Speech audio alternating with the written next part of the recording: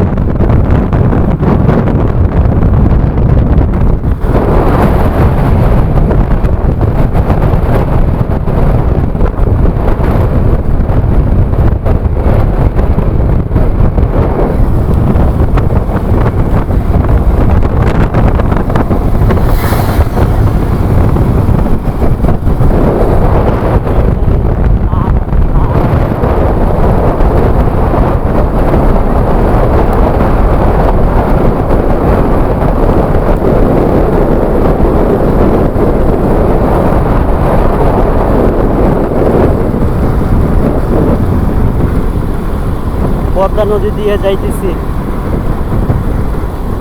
5 তারিখ আমাদের দেশ স্বাধীন হয়েছে। শেখ হাসিনা মুক্ত বাংলাদেশ।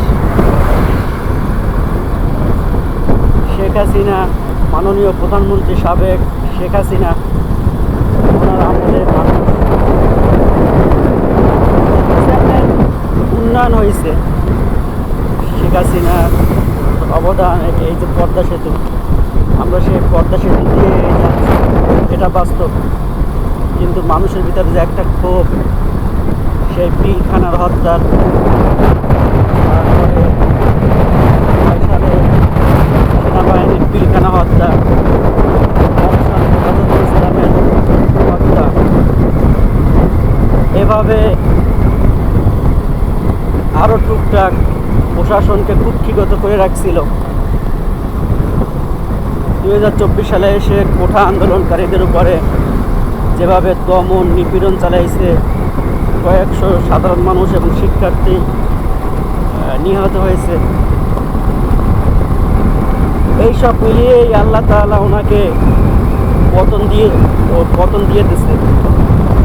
তাছাড়া শেখ হাসিনা যে বাংলাদেশের উন্নয়ন করেছে, সে যদি একটু চালু না হয়ে প্রশাসনকে যদি ঠিকঠাক চালাইতো, হালালিভাবে চালাইতো, তাহলে তাকে এইভাবে দেশ ত্যাগ করে যাইতে হইতো না। এইভাবে সে পালাইয়ে যাইতে হইতো না। শেখ হাসিনা সরকার বাংলাদেশে অনেক কাজ করেছে, এটা মানতেই হবে। কিন্তু সে তার ইগো, তার অহংকার, এগুলো ঠিক রাখার জন্য সে দমন নিপীড়ন অনেক কিছু চালাইছে। সেই জন্যই তার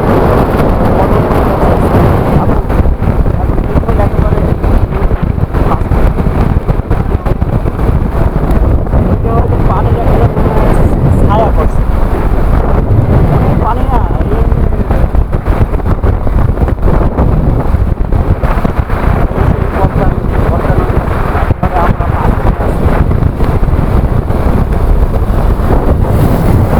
এক হাতে ভিডিও করতেছি, আর এক হাতে মোটরসাইকেল চালাইতেছি। একটু ভয় করতেছে, অ্যাক্সিডেন্টের ভয়। তারপর আস্তে আস্তে চালাইতেছি।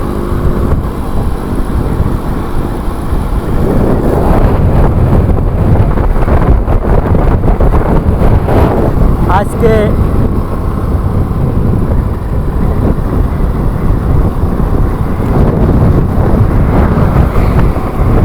ডাক্তার ইউনূস সাহেব শপথ গ্রহণ করলেন। এই ডাক্তার ইউনূস সাহেবকে তত্ত্বাবধায়ক সরকার বানানো হয়েছে। এই শেখ হাসিনা সাবেক প্রধানমন্ত্রী, সে ডাক্তার ইউনূস সাহেবকে 2বার বলছিলেন যে পদ্মা সেতু দিয়া ডাক্তার ইউনূসকে, নোবেল বিজয়ী ডাক্তার ইউনূসকে টুপ করে ফালাই দেব। যদি শেখ হাসিনা সাহেব ফালাই দিতে চাইতেন, তো এই মাঝখানে ডাক্তার ইউনূস সাহেবকে ফালাই দিতেন, ওইটাই সেই নদীর মাঝখান। কিন্তু দেখা গেল কি, সেই ডাক্তার ইউনূস সাহেবই এই দেশের প্রধান হিসেবে বসেছেন। আর আমাদের যে মাননীয় প্রধানমন্ত্রী ছিলেন, সে সাবেক হয়ে গেছেন। সে এই দেশ থেকে ছাত্র জনতার রোষানলে পড়ে পালিয়ে গেছেন।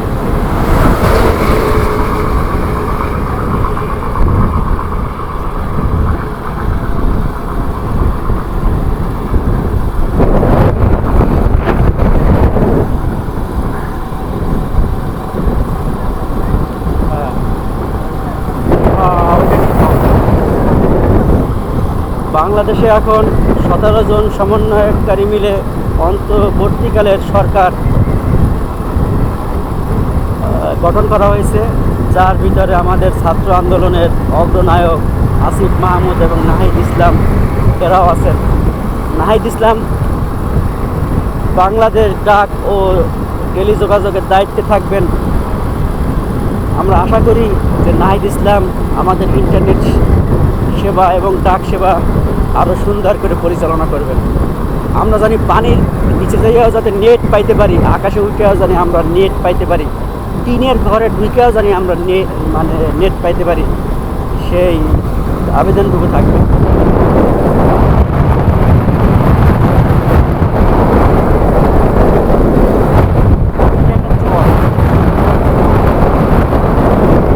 স্বাধীন দেশ দেখতে আমরা বরিশাল থেকে, আমি আর আমার বড় ছেলে আবদুল্লাহ ঢাকা আসছিলাম।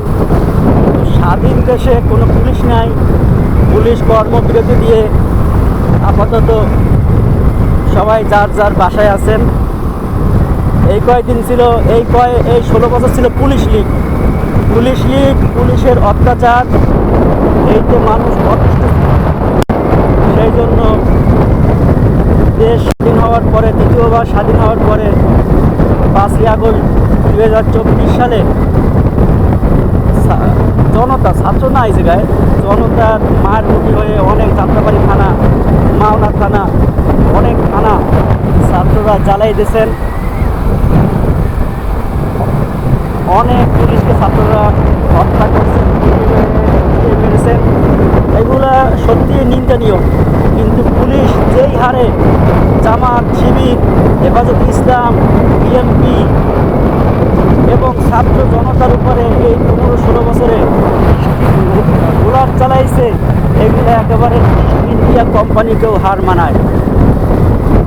শেখ হাসিনা সরকারের আয়নাঘর ছিল, সেই আয়নাঘরে 10 বছর 12 বছর বন্দি ছিলেন। কত গরু মানুষ জানতেও পারে না যে তার বাবা, তার পিতা, তার দাদা বেঁচে আছে কিনা। এইভাবে অনেক দমন নিপীড়ন চালাইছেন পুলিশ বাহিনী শেখ হাসিনা সাহেবের কথায়।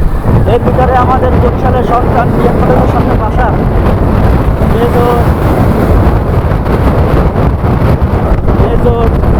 জিয়াউল আহসান, বর্তমান কমিশনারের ভাই, বিএম কলেজের সামনে।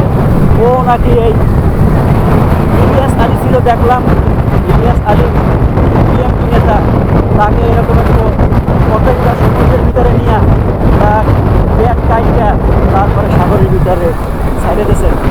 এগুলো কত বড় অমানবিক কথা, অমানবিক কাজ। একজন মেজর সে এইভাবে হত্যা করতে পারে না। যে মেজর দেশ চালায় সেই মেজর এইভাবে খুনি হইতে পারে না। এই জন্য এখন সেই জিয়াউল আহসান মেজর, তার চাকরিও শেষ, তার ভাই যে বিপ্লব এই কয়েকদিন ক্রাশ চালাইছে, তারাও মনে হয় শেষ। কেননা সরকার নেই, ক্ষমতা নেই, কি আর করবে। তবে বিএমপিরা চাইতেছে ক্ষমতায় যাইতে, বিএমপিও ওই রকমের সুবিধাজনক না আমরা মনে করি। তো আমরা মনে করি যে আওয়ামী লীগ বিএমপি ছাড়া নতুন একটা দল আসুক, যেই দল দেশকে ভালোবাসবে, যেই দল দেশের ভিতরে হত্যা, চাঁদাবাজি, লুটতরাজ করবে না, যেই দল ইসলামের পক্ষে কাজ করবে, ইসলামের পক্ষে কথা বলবে। আমরা এমন একটা দল চাই।